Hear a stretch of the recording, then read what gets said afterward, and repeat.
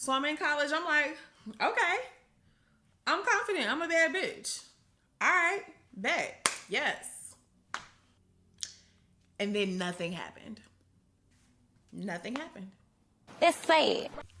Hey y'all, I'm Cecily, also known as Bad Fat Black Girl. I'm a writer, I'm an entertainment journalist, and I am so tired of being called confident.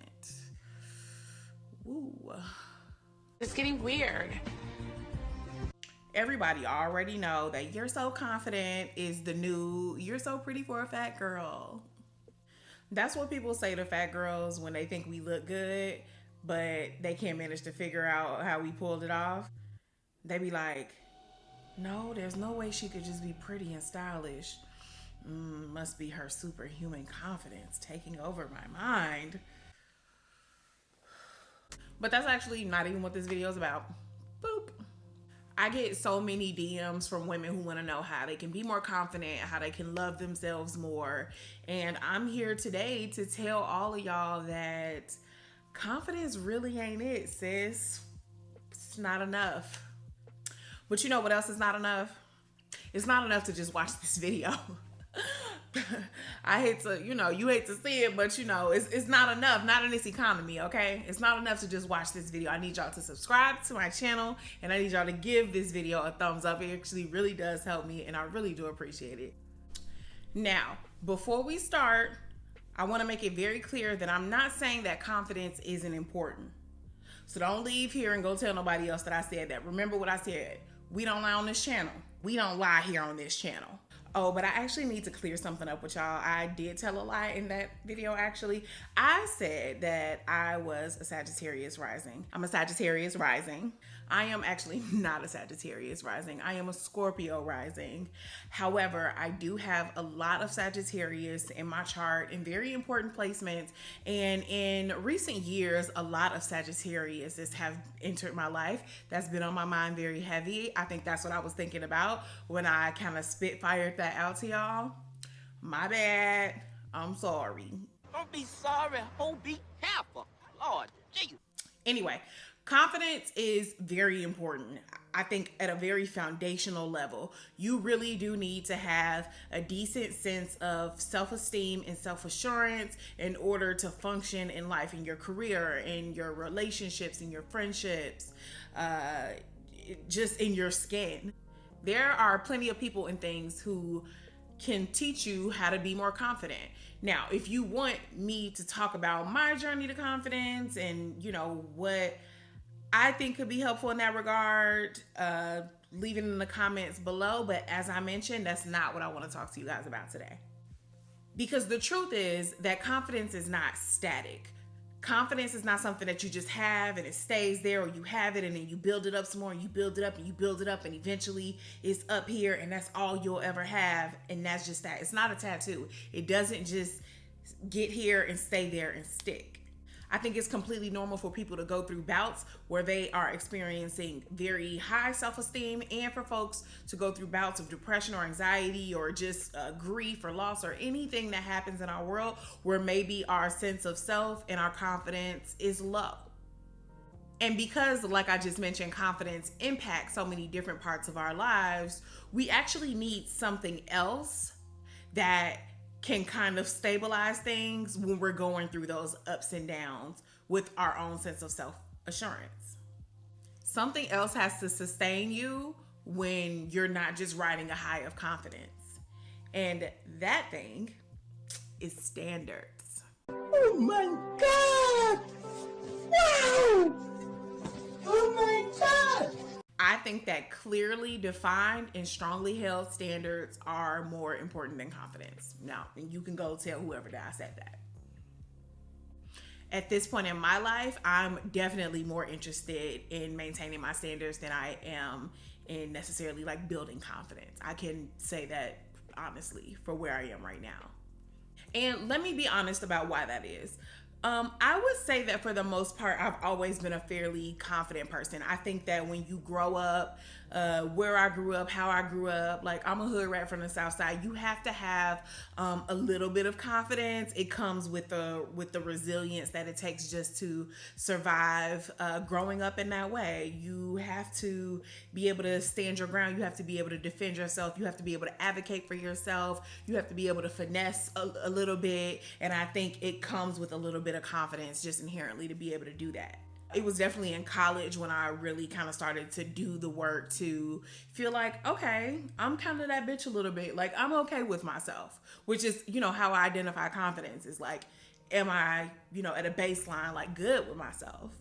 So I'm in college. I'm like, okay, I'm confident. I'm a bad bitch. All right, bet. Yes. And then nothing happened. Nothing happened. It's sad. I was confident, and then I was like, okay, now what? I think I thought that because I was confident that the world would just agree and that all of a sudden the life that I was supposed to be living would just materialize before me. The money would just find me. The niggas would just act right. This is your friendly reminder that niggas is a gender neutral term on this channel. I thought I would be traveling and just living my best life. And that did not happen. And it took me literally years after that to understand that it's because I was treating these things as like natural outcomes of just having confidence as opposed to standards that I actually had to set and maintain in my life. I saw Leah J tweet this. She said, decide what kind of life you want and say no to anything that is not that. And I think that quote perfectly sums up what it means to be living with standards and to be holding standards as you go through your life. Having standards requires a certain amount of accountability to self. It requires a certain amount of responsibility. It involves saying no. It involves not settling. If you need $2,000, $1,900 won't do. You should probably actually be asking for $2,500. If you know that you need to be spoken to with clarity and care and not recklessness, that means that you have to get comfortable setting that boundary with any and every person in your life, including your mama, if need be.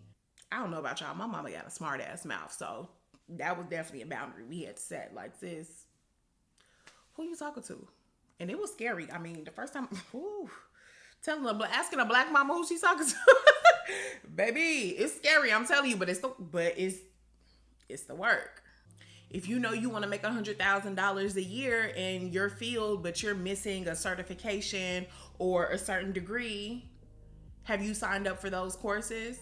Oh, you still owe some financial aid money, or you still have to get your credit score up. Okay, what's the side hustle going to be to pay that off, or to get your credit score to a place where you can get a personal loan to pay for it? What's the plan? You still having panic attacks and back spasms that are interfering with your ability to enjoy your life and enjoy your work? Have you made your doctor's appointment? Have you found your solutions? That's the difference between having confidence and having standards. Having standards is about action, and it is about maneuvering through life in a way that meets your needs, meet your desires, and meets your demands. And there's nothing wrong with having desires, needs, or demands. If you take nothing else away from this video, it's that you get to have standards, period. On days where my confidence is waning and I'm feeling like shit about myself, I can still walk into a room with my head held high because I know what I will and I won't accept, and I know my shit is together. Now, obviously, none of that is a small order. It takes just as much time and energy to figure out what your standards are and maintain them as it does to be confident. And I also will say you do have to have a certain level of confidence to be comfortable enough to maintain your standards in the first place. I do think that the two go hand in hand. I just don't want us to be seeking confidence and think that it stops there. There is more to be done. And the truth is that people are going to think you're crazy. People are going to think that your standards are too high. People are going to try you. You're going to have to heal some wounds. You're going to have to do an honest inventory of your life, who's in your life, what your habits are. But that's the work. And honestly, it's work that's rarely pretty and it's never easy. But it is necessary. I am not here to tell you what standards to have and what standards to set for yourself, but I am here to tell you that whatever standards those are, hold them, maintain them, and stick to your guns. That is what is going to be able to help you sleep at night, even on days when you don't feel that great about yourself. So tell me in the comments what your standards are. They can be big things like, what your actual living situation has to be, or it could be something small. For example, I hate traveling with people who are on a budget. When I go somewhere and I'm visiting somewhere else, I want to be able to do all the shit that I want to do, and I come with a budget that allows me to do that. And I do not want to travel with anybody whose budget does not match mine. That is my pet peeve. It puts my tits in a twirl. I want to hear yours. Tell me what your standards are, how you holding them. Also, don't forget to like this video, subscribe to my channel, and turn your notifications on. As you can see, I've been pretty consistent posting these videos every Friday, so you probably know when they're coming by now. But just in case you forget, YouTube has built in an alarm system for you, sis. Turn your notifications on. Thank you, as always, for watching.